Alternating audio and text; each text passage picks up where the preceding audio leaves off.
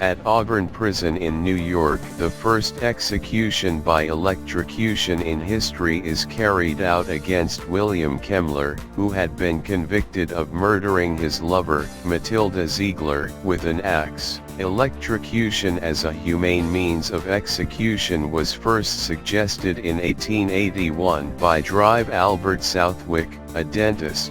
Southwick had witnessed an elderly drunkard painlessly killed after touching the terminals of an electrical generator in Buffalo, New York.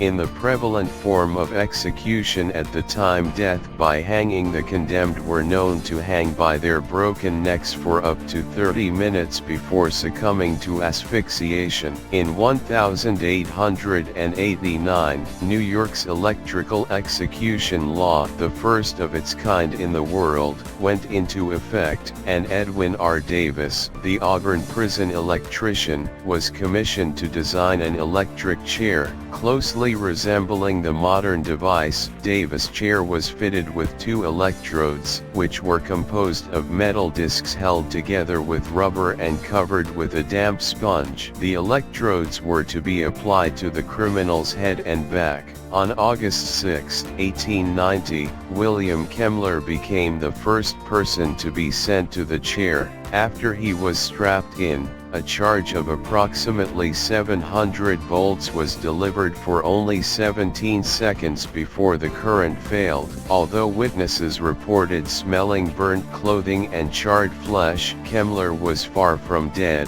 and a second shock was prepared.